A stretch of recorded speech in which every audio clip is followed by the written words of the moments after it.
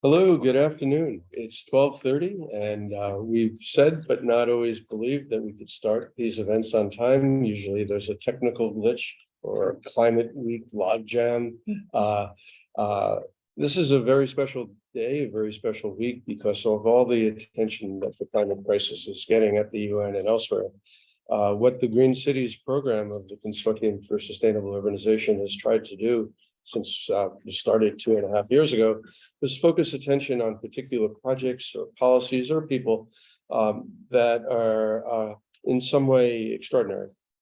Projects that are replicable in other cities, policies that could be implemented globally, or at least in many different locations, based on the spirit of the place and particular requirements and exigencies of the politics and economics of the location. But each of these lectures had something in common, and one is an inspirational speaker who would join with us in every instance up until now by Zoom, and won't say that the pandemic is over. But it's a real pleasure to actually try to do a hybrid event and make this a little bit more conversational. We have in the room Stan Eckstut, who will be our speaker. Stan, as many of you in the audience know, is a principal at Perkins Eastman. He previously led Aaron Kahn's Eckstut Kuhn, and prior to that was a partner with Alex Cooper in a firm that had both of your names in it, as I recall. But I think I first met you, Stan, when you were working at the city planning department, heading as director of the urban design group, which has a long and storied history. I'm old enough not only to say I knew John Lindsay, but I wish I could say he was a friend of mine, but I was an intern at city planning in the Lindsay administration. I'm that old. Stan, you're about the same age, or maybe slightly older. I'm not sure. Age doesn't matter. But the urban design group did phenomenal things in the city and for the city. And subsequent to that, Stan is probably very well known internationally for having authored the guidelines for the creation of Battery Park City. So he's our speaker today, and he'll be talking, yes, a little bit about Washington, D.C. We'd like to think that each of these talks is about a particular city in some regard, but we're really using one particular project in Washington, D.C., the Wharf. Stan will be describing what we'll be seeing in a moment, to talk about environmental principles of urban design. I think it's a slightly different title on a 4-minute video that we're about to see.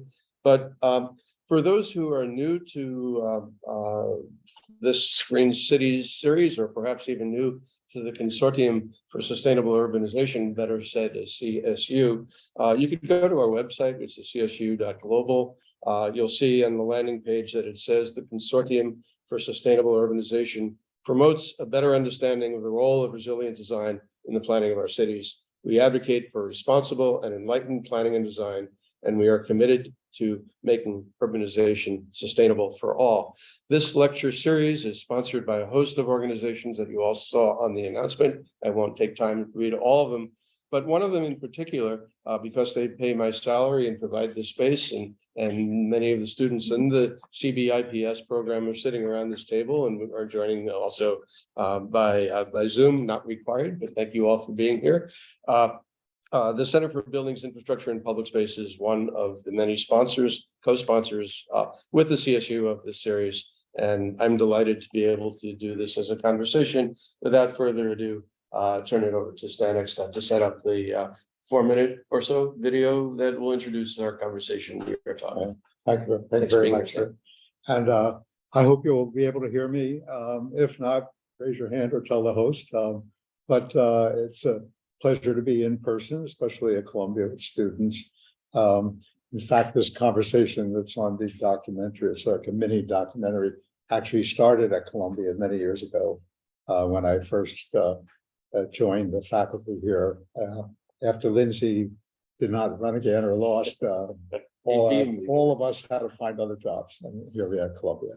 So this is the mini documentary was really the idea of the sponsor, which is the Pittsburgh Historic Landmarks Foundation, which is a nonprofit and organization, which, if you don't know, you should find out more about. It's probably one of our leading thought makers throughout the country of preservation and how it relates to not only buildings, but districts and cities. And they are very engaged as well in how new development particularly fits into existing city fabrics. And that's really what this talk is about. It's about large redevelopment projects that really are in urban dense cities. This is not about greenfield sites. It's not about locations outside of North America. It's very focused around the subject matter that I've spent my career on, which is sort of this American city driven a lot by private development, the private marketplace, but highly influenced and encouraged, and very much like the urban design group that Rick had mentioned, very much guided by public policymaking and public benefits, most of all, that are gained through the public-private partnerships. This video is really as I mentioned, the idea of the foundation, because they're very anxious to spread the word of how these redevelopment projects can be realized and have focused themselves on successful models, particularly ones that I've had a chance to work on, which is Battery Park City, Metro Tech in downtown Brooklyn, and most recently the Wharf in Washington, D.C. But I also have been very engaged with the foundation in Pittsburgh and was very much part of saving their historic downtown, which is a big victory for not just Pittsburgh, but all of the country. And I'd just like to say the documentary was really about principles that apply to all these redevelopment efforts that I've had the opportunity to work on with many others, of course. It's not about the Wharf, even though I'm walking on the Wharf. And if you haven't been to the Wharf, you should try to get there, because it's being written up and it's being heralded as an example of a very large redevelopment project that feels like it's almost been there all this time. And it feels very real, very authentic. It's certainly not a project. It's really a key part of the district and a central part of their normal everyday lives, as well as celebrations of all types. So it's very authentic, very real. So with that, I think we should open this up and just watch it. That'd be great. Thank you. It's very hard to get a documentary and all that down to less than 5 minutes, by the way. That was truly one of the great challenges. You know, I've watched it 3 or 4 times now, Yeah. and I compliment whoever was the editor. You know, Well, there's it was the sometimes where the filmmaker, sentences sort of trail off a little bit. filmmaker Dan and Karamaji at the foundation, who really were the producers, directors, and it's their film. I'm just the content, just helping to sell a story about how to do these things. I'm trying to. While we're loading up, I'll just mention that Arthur Ziegler, who's the prime mover shaker of this whole foundation, with now Michael taking over, are really the people to thank for making this possible. And so, here we go. Excellent. We're here to talk about large development projects. The focus is redeveloping existing built-up cities and urban places, typically with local traditions or history, could be anywhere from 15 to 100, 200 acres.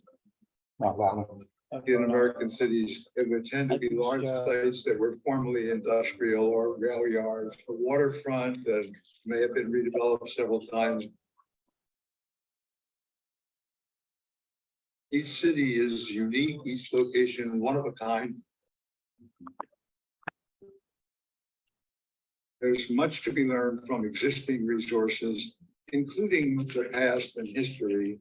You don't really have to start from scratch at all. In fact, we don't want to. We are trying, above all, to make real places, not projects. We are relying on precedents. We want the buildings, as you see here, to look like the real Washington, D.C. In this case, not the federal D.C., we could have done that, but this is the real neighborhood where brick is a very important part of the city's legacy.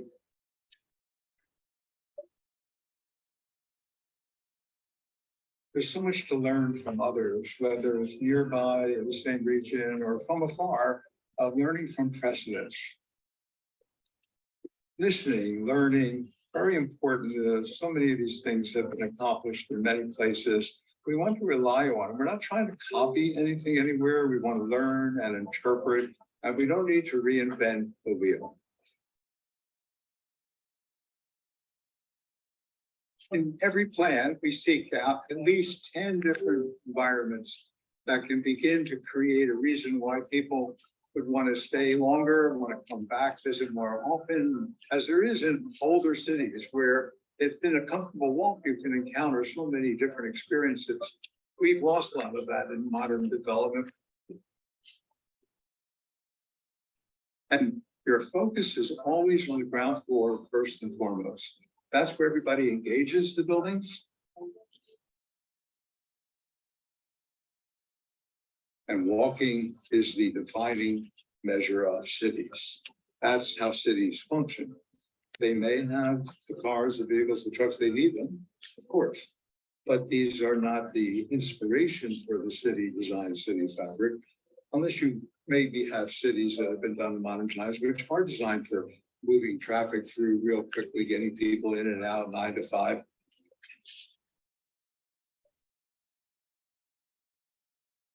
All of the development that we're doing, the emphasis is always on the public realm. That's the way of making private value, but it is the public realm, the streets, the squares, the park. This is an important part.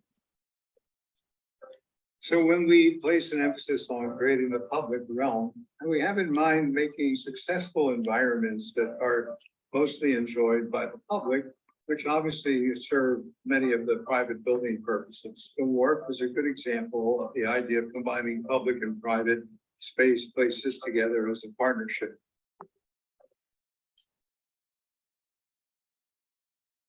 Just like you go to design buildings, you have to know how to get built, but we have to know how to implement. And implement is where most of the large plans fail. And where they fail is how to get started. The genius of these large plans is the first phase. You only get one shot at a first phase, just like there's only one first impression. So these principles are a way of enabling everybody to how do you do this work. There's no prototype, no formulas. Take the principles and make something that's uniquely appropriate to this one place on earth. Listen to everybody, include all interests, all stakeholders. The more, the better, the more constraints, the better. All of that goes to make cities.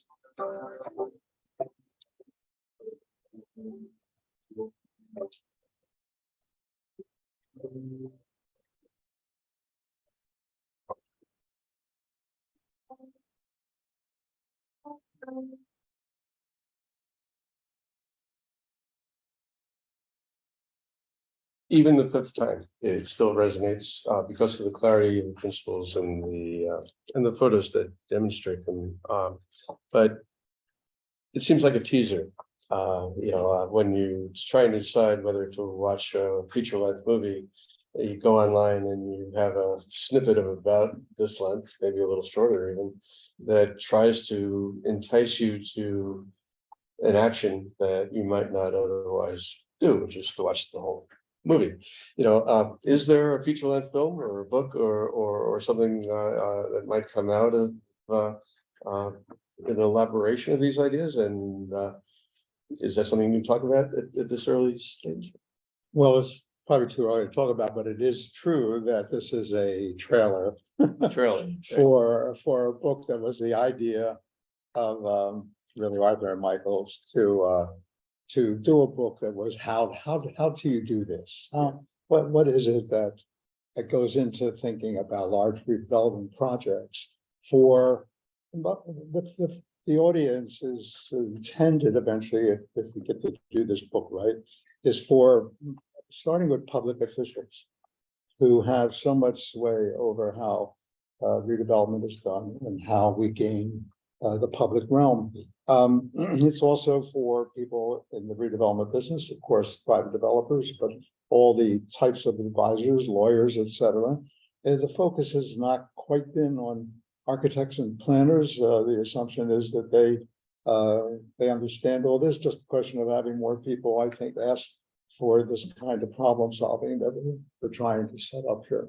And it's part of the reason I think it's a how-to book. It's possible is maybe because I've been through so many public meetings and been beaten up so much by the public that I try to speak in normal language so that the normal public is able to follow everything that we're trying to accomplish, and there's no difficult technology involved in any of this work. And in fact, it isn't really.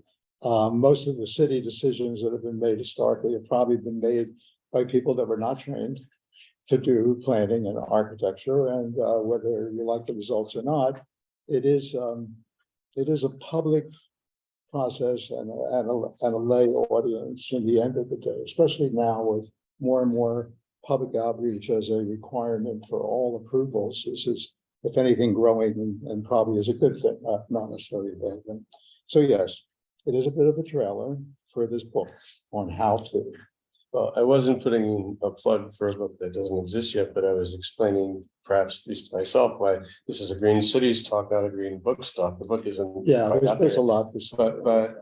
But it does resonate with the idea of Green Cities, which is to focus attention on ideas and the expressions of ideas physically that might be replicable elsewhere. And you talk, I won't say in a contradictory measure, but it's sort of a parallel vein of the spirit of the place and learning from the clues that are already there from existing conditions, including materials, the mention of brick in DC, for example, but also learning from precedents that have happened in other places. And there were images as far afield as Oslo and London. Well, I think it all comes from, and it's appropriate, the Green Cities and this week, it's all about walking. And if you, going back as far as you like, it's always been about people living close together and starting out with walking, and it's still about walking. That's our major goal. So when you think about walking, you have to deal with smaller distances as your way of thinking. And if you think about how we enjoy walking and where we go, especially people when they take vacations, whatever, they're going to places they can walk.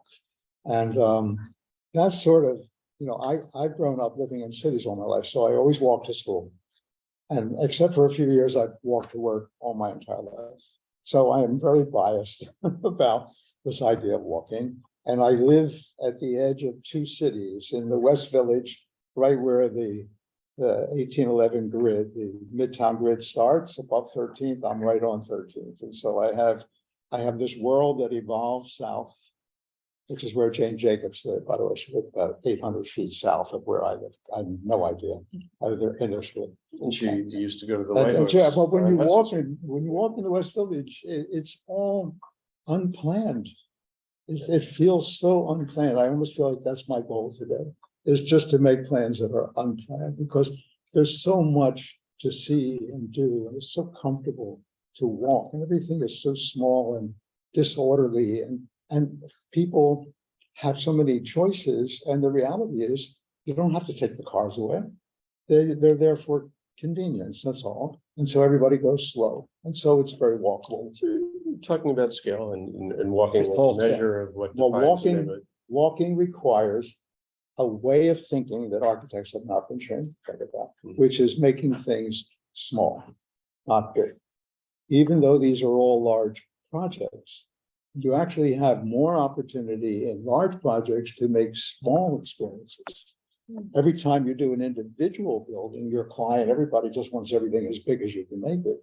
But in the large plans, and that's what you'll see in the Wharf, if I said what was our priority and where we spend most of our time, is making small alleys, not big streets. So the images that were in the video of the Wharf show intensely walkable Right. area, and I'm thinking of images in descriptions of 15-minute city, so-called, where the boundaries of that zone are defined by where you can easily walk, and the goal is to have things within that neighborhood, if you will, district ward that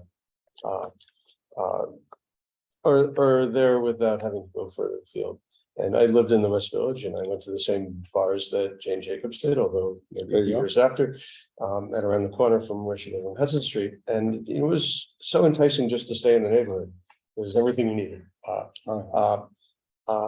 I think on the other hand, when you have a connector, whether it's something like the High Line from your neighborhood north, or dare I say it, the New York City Transit System and the IRT, and you could connect these disparate neighborhoods and make something larger that approaches the scale of the city. Yeah. I'm going with this is, I was trying to get a sense of the context from the video of the Wharf. You can see the elevated highway in the distance with cars zooming by, not impacting street life, but presumably bringing people from some remove to the Wharf. What's the urban context? How do people get there? Is Well, there I think public it's transit like nearby? almost all waterfronts, certainly in the States, that they're at the edge, they're typically cut off because they were working waterfronts, so there's usually large streets or highways, or and pretty much any street you go to. In Baltimore, in our harbor, I was able to work with a real neighborhood that can come right up to the edge, but typically, like at the Wharf, it's a big avenue at least, or a West Side Highway here in Manhattan. And these are, you could spend a lot of time trying to fix these breaks in the city fabric. But I'm happy that I just had the problem of working the waterfront district, which was in itself a walkable district. And yes, you do have to cross to get there, or you do have to take bus, but these connections are other types of problems. The focus that we're trying to present here is to at least get the walkable district. That doesn't mean there aren't 6 districts in a row and they're all connected, but at least get a district going that has the ability to accommodate people. I use a 5-minute walk. The 15-minute I'm learning about. 5 minutes is pretty simple. If you look at any shopping mall in America, almost every one of them, they figured out people in America, at least, we don't walk more than 5 minutes. So it's about 1,200 feet. And Disney, by the way, and all the fingers, everyone was about 1,200 feet. So there's this 5-minute walk is an important part of thinking. And I think the new workplace is also evolving to this walkable notion of pretty much you could walk anywhere, walk to work, whatever, et cetera. And it doesn't in any way take away from the importance of the High Line and the bus routes in the state transit stations. But this is focused on district making, this video, Well, which is a huge yeah. challenge in its own right. And it's on the waterfront, which has its own challenges for access, as you were saying, and its own environmental challenges about Right. fears of storm surge or sea level rise or variety of flooding. And I was hesitant to use the Wharf initially because waterfronts are like a whole other, study, a whole other book. But it was very useful for as a district to be able to walk and see the environments and the variety and the land uses, et cetera. And you've worked on other waterfronts, famously Battery Park City, which became a model for so many other communities, so many other cities. Although some people think of that as very suburban, which it is more open space, Well, the criticisms, not to be negative, but the criticisms that I've heard over the years of Battery Park City is that it's just too wonderful and therefore Oh, yeah. isolating for people who don't live Absolutely. there. Every project I've ever done, by the way, has got plenty of criticisms, and I got a lot of them. I could add to it, but Battery Park City, 50% of it is streets and open spaces. That's a lot of the It does land. connect back into the. So it does have a lot of Manhattan. green, but it is very beautiful, and it is very, I guess you would say, unusual, not normal. So a project that is not yours, at least I don't think it is. I saw a posting of it just this week that finally Penn's Landing in Philadelphia is coming alive after years. Penn's Landing, yeah. It's not your project, so we could talk about its merits, its demerits, perhaps more, more activity. I've had 3 shots at doing Penn's Landing, by the way, and the last one, which wasn't successful, was closest to what this video is about, and which was really to marry it and put it together. Yeah. The Philadelphia Penn's Landing has such a long history to it that it's pretty hard Well, to get right. I don't want to bring up anything that is too negative, but, when you list the criteria of decision making and how policymakers, public clients, I used to be one, make those decisions, often the fifth unstated principle is funding source, availability of resources, phasing necessities, even the World Trade Center site was designed even not in, well, with the opening of the cultural center recently, Right. the phasing proved to be the case. What I remember vividly about the beach and Battery Park City evolving from it was the way that particular development sites were meadows at the outset, quite lovely. And gradually, one by one or two by three, they became developed, as resources became available. It wasn't a question of a phased development for its own sake to have different architectural styles, or to some degree that was manifest. Right. Uh, how do places now deal with that? Hudson Yards, for example, didn't seem to be particularly phased. All of a sudden, it appeared and it was pretty much all the same.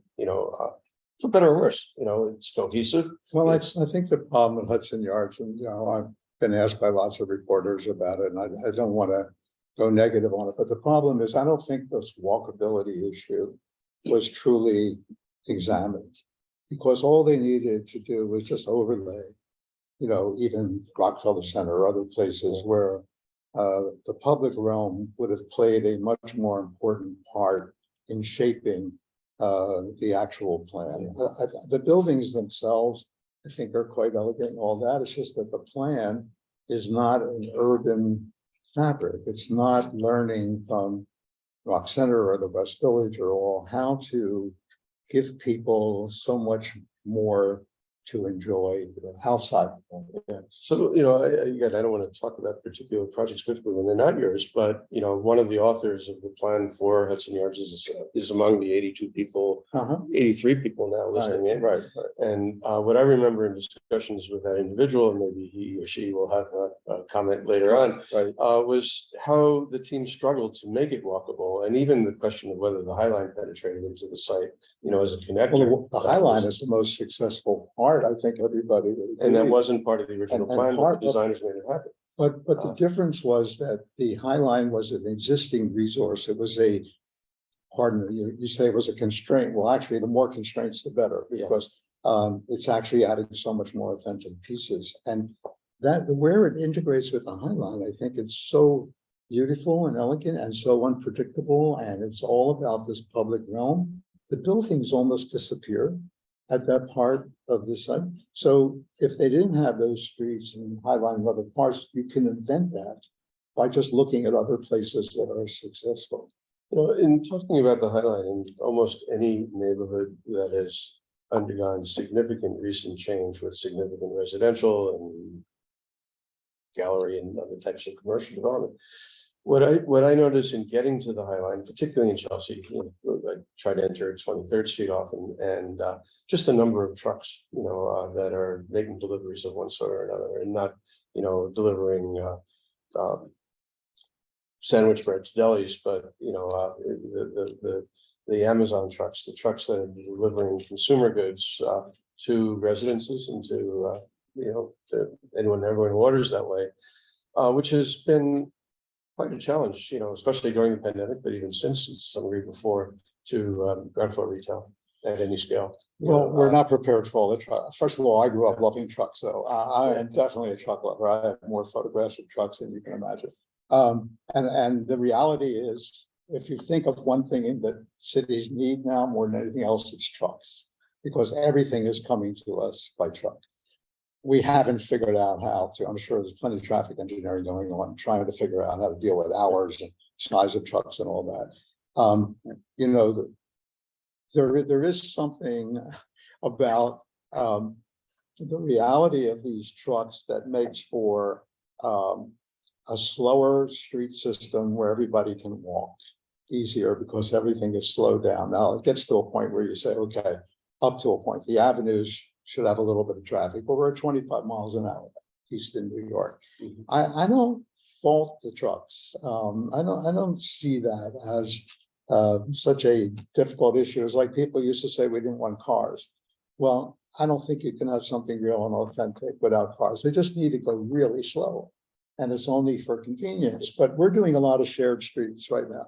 So the whole idea is 80% of the time, normal traffic, convenience, trucks, autos. But when there's a lot of people walking, it's all pedestrian only, but you don't have to make pedestrian only cities to make a more authentic, real thing. Now, if I'm doing green cities, maybe that's a different problem, starting from scratch, but I just can't imagine that. Yeah, no, I see that, and you know, and certainly the changes in New York City traffic patterns where 2 or 3 lanes of vehicular traffic, car traffic have been changed to one, Oh, as sidewalks get widened and bike lanes. Slow down and everywhere. Yeah. It does slow down the traffic. Everywhere. It can be frustrating, especially, you know, with the General Assembly in session. Cities are really frustrating, and you got to get over that to enjoy them. They don't work. In fact, I would prefer to do projects, and many of my colleagues know that don't work. The West Village doesn't work. It is awful to get through. If I'm driving, I get very angry, even though I know better. The reality is, it doesn't line up, nothing's orderly, nothing's symmetrical, nothing's repetitive, nothing's predictable. And the reality is, how charming. Look at all these tourists. Everyone wants to be there. And they're walking. Think of all where we all go on vacation if we can afford it. We go to places that don't work. We don't go to places that work. Well, we're not working chronologically. No, I mean the places where nothing works, you know. I'll spend my life in Naples and be very happy. You know, it's okay, you know. Florida or the real? The real. You know, where I was going with the trucks wasn't so much to talk about trucks and double parking and deliveries, but the impact on filling ground floor retail differentially. In some neighborhoods, it's easier than Trucks others. are helping ground floor retail. They're getting their supplies and all that. The ground floor retail is, architects and planners have obsessed about ground floor retail. We don't need ground floor retail everywhere. I grew up on a street like Orchard Street over my father's butcher shop. You don't need too many main streets. You don't need retail everywhere. In reality it's like gotten to be too much and the marketplace is played out. But there's plenty of other things that are starting to grow up in the ground floor, at least in what I see in the Flatiron District and other parts where there's many other uses. I would say some of the workplace uses on the ground floor are lovely. They have beautiful tall ceilings and great space. They're right part of the city fabric. So I feel like the ground floor, and by the way, if I had to get down to what is it that I and my colleagues focus on when doing plans, we start with the ground floor because that's where the public's meeting the private, that's where the public realm is being made. That's where all the judgments are being made. We don't even know, and we don't really care too much about what's upstairs. It could be office, hotel, residential, school, museum. It's the ground floor that's the measure. And the ground floor is such an interesting problem to keep working on and keep evolving because the needs keep changing. And you can almost do the entire project. But for me, buildings are a means, they're not the end. So the ground floor dictates so much of the public and the private decision making that you want to spend more time there. And it isn't about getting more retail, for sure. In fact, you would rather err on the side of less retail and get more street vendors and a lot of other things. So talking about how streetscape has changed in recent years, the last few years, the pandemic was a catalyst for changes that were perhaps happening anyway. People spending more time outside, being Right. More appreciative of opportunities for both active recreation and any drinking. You know, the controversies, perhaps fictive, but argumentative discussions about whether more restaurant seating on the sidewalks and streets of New York should be permanent or not has been politicized to a degree by its city council and discussed a lot in city planning. I think it's amazing that people are in all seasons, including People discover the public realm. but my understanding is that that the compromise that has happened or is in the offing is that the things that are created have to be dismantled in the winter. And restaurateurs, some are saying that there's no place to store these materials. There's no way of dismantling and then resurrecting as if it were Right. street seats for summer use only.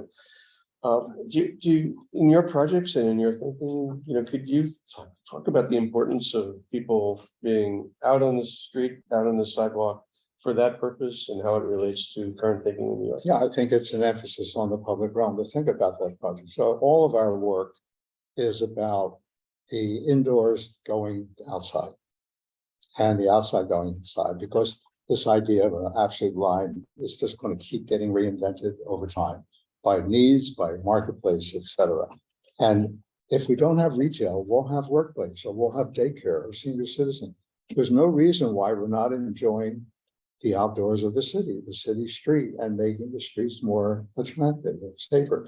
I would say that many of the restaurants are beautiful additions to the city streetscape compared to what was there before. And this idea of everybody fighting over the streets, to me, is such a positive sign. It's such a focus on what really matters the most. And it's getting sorted out. It'll be a battle, but that's what cities are about. Right? So last night, fairly late, it must have been, I don't know, not that late, but maybe 9 or 10 o'clock at night, I took someone visiting from Europe because of the Climate Week activities at the UN to Times Square. We'd had dinner in Bryant Park and short walk over there. And it was just amazing how animated Times Square was at night, partly because of the street closing, the widening of the sidewalks, the good weather. Districts that, whether it's the High Line or Times Square, that get seemingly appropriated by visitors to the city, by tourists, whether they're for conferences or other, sometimes get criticized for turning their back on the needs of neighborhood residents or residents of the city. Times Square, famously the crossroads of the world, but it's also the crossroads, transit crossroads of the city. How do you struggle against, whether it's at the Wharf or other places that are, I'm going to go visit it. I haven't been in DC in a couple of years, but it'll be the first thing I see when I do. How do you balance the needs of people who are living there with people who are visiting, and both in terms of the commercial activity and even the amenities? In Times Square, famously, the areas that are static versus allowing people to move quickly to get to work in the morning. And the balancing act, the High Line is talked about and other people have. Does that a factor in your work with the audience? So in all of our work, my colleagues and I would never design for tourists. We're trying to design for the people that are really going to live and work there. And it's going to become so popular by designing for the real everyday situation. Now, what's going to happen is tourists are going to hear about what local people love, because that's what tourists want to go visit. I mean, we all have done that wherever we go. It's so crowded, nobody goes there. So then it becomes so popular with the tourists that all of the people we design for are complaining. And, the Westville is very similar. I'm a long-term client, a friend, David Malmuth, was with Disney, and the idea of not designing for tourists really came from trying to think early on in projects with David about how to design that was not for the guest and not for the tourist, but something that was so lasting and so authentic. And I think Times Square was always a visitor. It might have been more of a local visitor, not the international. And different types of commerce. And when I was so it gets to a point where most of us probably never go to Times Square. It's ourselves. It's something unusual. We might go visit just to see, because it's so out of the norm. So, but I do think we shouldn't worry about retail. We shouldn't worry about tourists. We should really focus on what is the everyday situation that goes on in our lives. And the workplace, I think, is truly right now evolving, where you could argue that I prefer that we all are back in the office, but at least that the workplace is not focused by some land use policy making, because I don't think about land use. To me, it's all marketplace and history and the evolution. Ever since Soho proved that all these loft buildings could have any land use you want, I came away thinking, why are we even worried about land use? Now you do have to do retail and certain uses, transportation that have certain requirements. But even there, the marketplace or the transportation requirements will sort it out. I think land use is no longer as a valid planning and design issue. I think it is for policymaking, for infrastructure planning, a lot of policies about where public agencies can spend money and all, but Well, you worked at city planning. I was an intern there, and you know, the defensive zoning that people have made in the past, there's obnoxious uses that Right. were right. bothersome to people who might be living there in terms of quality of the air or what have you. But I think, you know, mixed use has been a solution to allow. Right, but mixed use is even the wrong word. I think it just should be any use. Any, As mixed use implies a formula, which is being applied across the country, you know, retail, the thing that makes residential buildings mixed use is they put retail on the ground floor. I don't really think that's mixed use. I think mixed use applies to a street, a district, a way of living and working.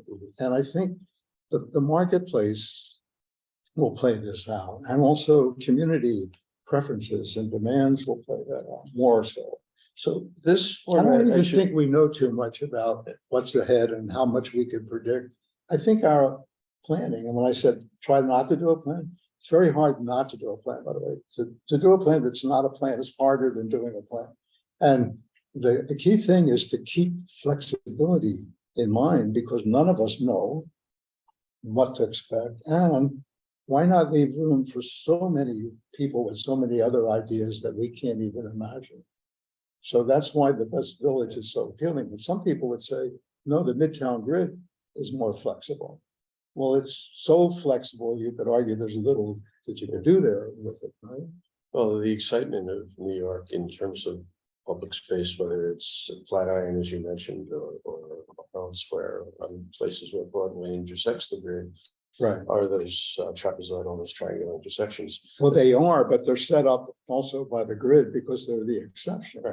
Right. So Fifth Avenue is a wonderful experience, and it's just straight and it's predictable. So even coming up with what I think are good ideas, I'm sure they're not going to be good ideas in another 20 years. Someone else is going to say, "Well, that was not the right thing." I'm ready for it because everything I've done has been criticized so far, and that's not a bad thing. It's a good thing. But I do think that there is a place for all of these elements, and the search in doing our planning and design work is to try, as the architect Lou Kahn used to say, what does it want to be? That for me is the most exciting part of any work that I can do, is I am sure when we start a project that site's already figured out what it wants to be. And our goal is to try to discover what it's trying to tell us. But you said, you know, one of the principles is the key is getting started. Yeah. So you're getting started from the context, whether it's material or. It's very hard for architects and starting to say, why don't we look at existing?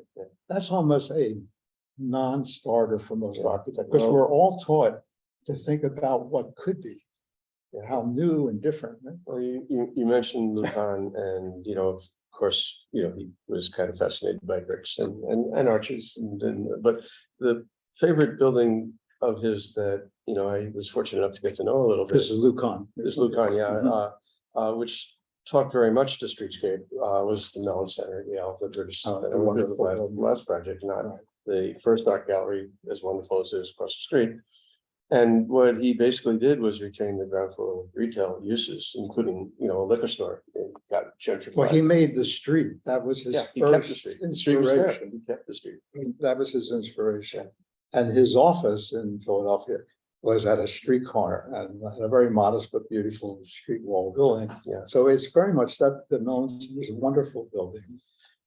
So we're experimenting, I should have said more clearly at the beginning, with a conversational format, Yeah. where typically in the past, we would ask a speaker to talk for a half hour, 45 minutes, some went the whole hour, without constant interruptions. You don't want me to do that. But what I probably neglected to say is that we're really looking for people both around the table. Everybody would wave, you might get on the camera, or there are now still, you know, 77 people in the room. To also ask questions, and I'd like to give precedence to anyone at the table who'd like to pose a question to Stan, you know, or bring up the topic, please. Introduce yourself and put Yes. the question in context. I'm Javier. I'm a master's student here at Columbia. Can you speak a little louder? Yeah, I'm Javier. I'm a master's student here at Columbia. From the And- beautiful city of Lima? No, from San Jose. San Jose, sorry. And my question is, have you taken into consideration when doing designs? For example, now that there's more trucks on the roads, those roads are going to have, or they're going to require more constant maintenance due to the fact that there's heavier loads, more trucks, more vehicles in general. How do you design for those preventative measures? No, basically, I think you're designing streets for normal traffic and they are part of the engineering thinking that goes into the streets. No, I don't think so. I feel like nothing is that special that you're going to go start designing for that. You know, some people could say, well, why don't you just start designing the streets for bicycles? Well, you do need to do that for safety, for everyone's safety, not just on the bike. But I don't think it's a shared street. It's not shared in the normal design idea, but everything is common space that we're all using. So if the pedestrian sidewalks do not need to be as wide as what's being done everywhere in North America, and I think smaller sidewalks are much more successful than bigger sidewalks. On the other hand, I don't want to reduce sidewalks for more vehicles unless you're saying, well, we need more vehicles for bicycles. We don't want to remove parking and drop off and convenience because we need those too. I think it's this balancing act is what you're designing for. And there does have to be regulations on certain sizes of trucks, I think, but we don't have room for those. So we have to keep bigger trucks outside, and there's a lot of issues about hours of use, et cetera. So it's a balancing act. Don't over design for anything. Like I hate putting loading docks in buildings. Yeah. Because you're taking away such ground floor space, and all we need is a service door. But we don't need huge trucks on the streets either. So I wish I had a better answer for you, but I don't. Well, thank you. I'm sure every public agency person would disagree with what I just said. There's, I have a question. I'm Kalyani. I'm a master's student here in civil engineering department. You talked about the ground floor and how to make the streets safe. I'd like more insight about it. Like, how do you plan it? Like, how do you like plan for the real people? What procedure? Like, there are so many people have different ways. What is your way? So many people have to, They have their different way of planning for the everyday people, but what is your special way? Like, well, how I do think you- if you're, so I would start planning the ground floor before I worried about buildings and height, right? So certain streets are going to be different than other streets. So you have to then know what kind of street you're trying to make and deal with.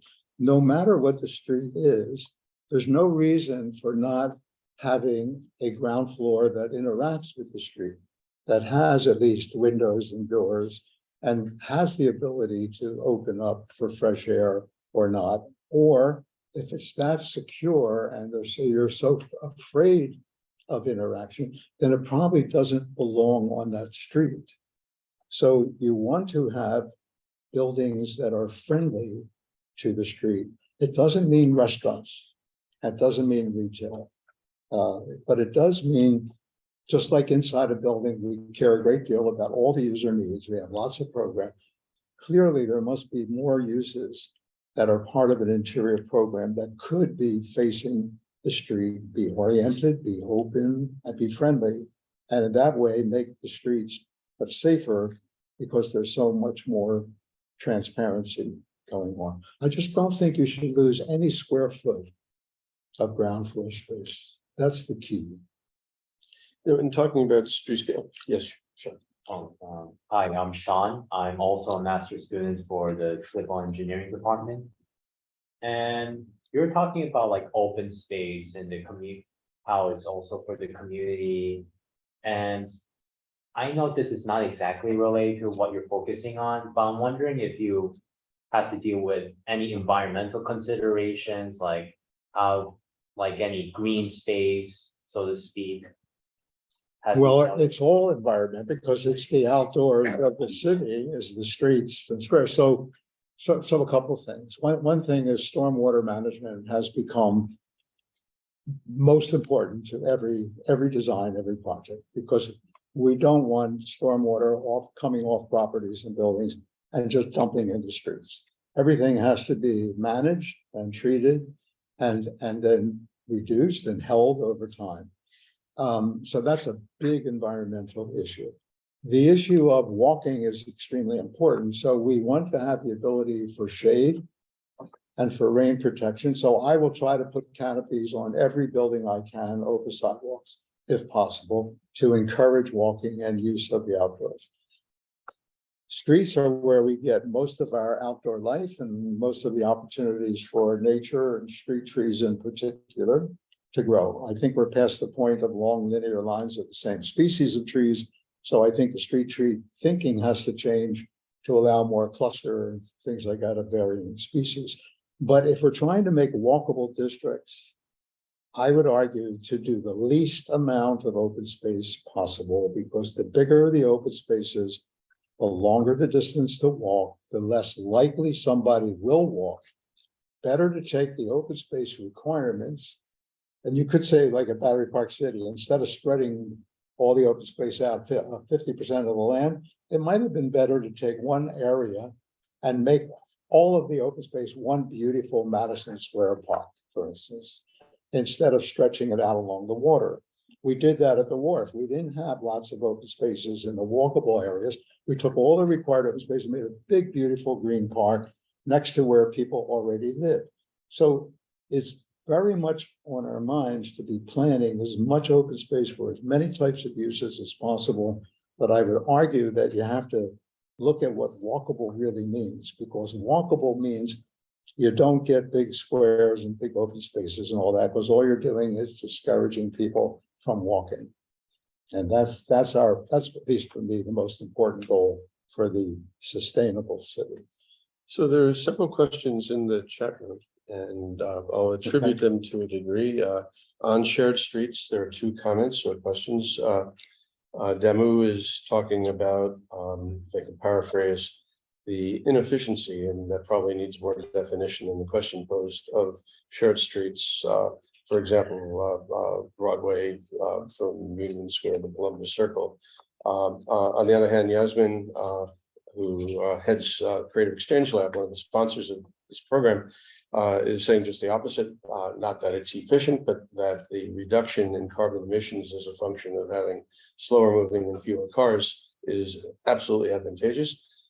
These are perhaps contradictory or perhaps. Yeah, but for me, the shared streets means you're not removing cars.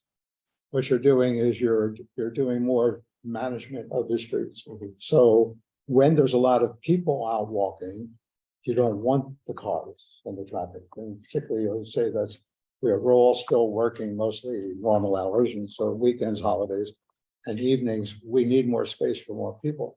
But if we are managing the streets better, we could also accommodate the trucks and the vehicles and the drop-offs, et cetera. So I don't think it's one or the other. The shared streets is amazing. I'm learning about it all the time. The idea of eliminating the curve is a huge benefit to events, to getting around, ADA access, and being able to program so much in the public space that you couldn't do before.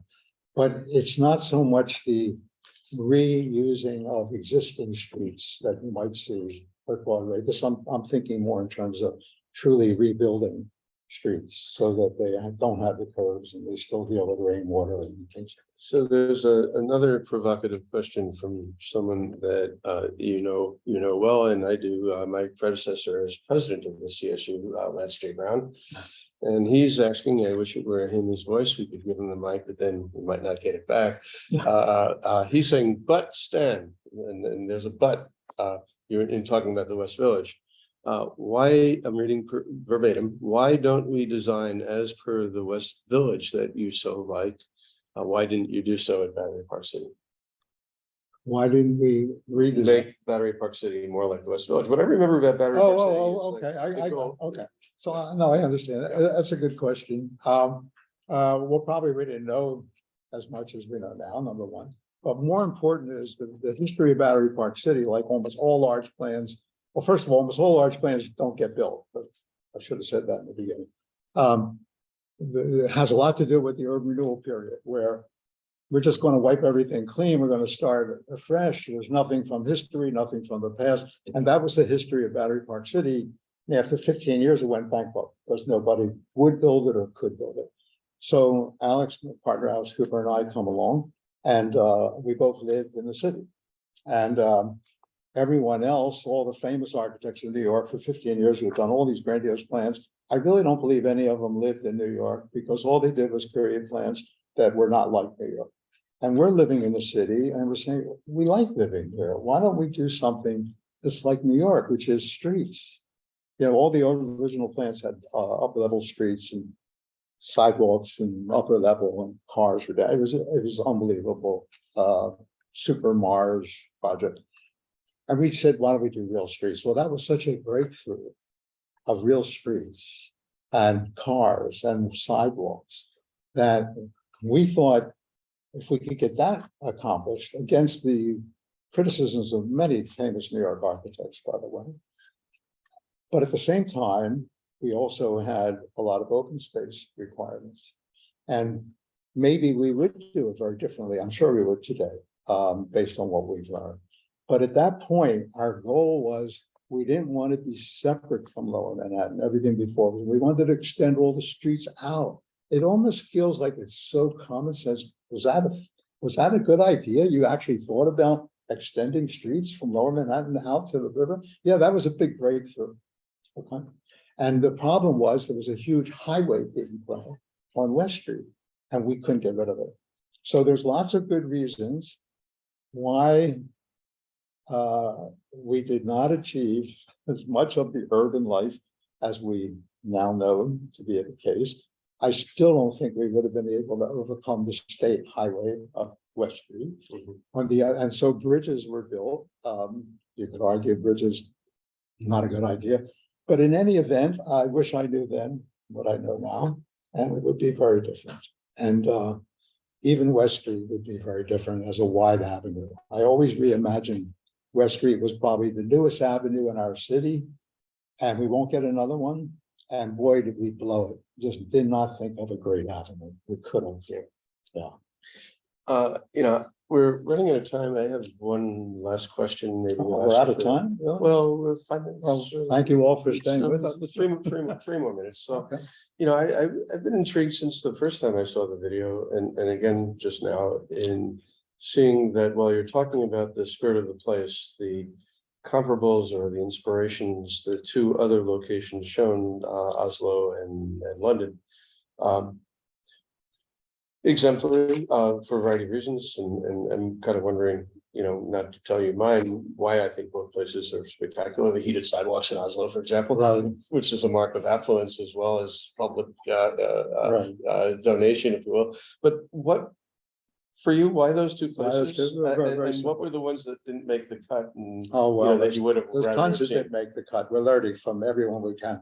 So the big thing about waterfronts, and why that's another book, is contrary to what everyone thinks about great waterfront design, which we did not do at Battery Park City, most great waterfronts are more reliant on what's going on in the water than what's going on in the land. And in Baltimore Inner Harbor, Long Beach, California, I learned all about water plants. And the great cities of the world, like Baltimore, Toronto, Sydney, they have water plants. They actually managed activities in the water because there was limited amount of water in docks. And it's, when you start thinking about it, Battery Park City, we were limited. All we could do was look at the water. We never had boats to work with. And in the Wharf, there's about 22 types of activities. It's much more complicated than land use. The uses in water are so many and so diverse with so many requirements. And we started looking at great waterfronts. And Oslo, it was based on water, based on ships, getting things on and off ships. The big wide wharf in the ocean is like so logical. Why wouldn't we do something if we're trying to get all this water activity? And you know, Covent Garden is real simple. We'll use it on any project we can because no architects, planners, clients, public officials can believe how such a small little space can be so successful and so famous.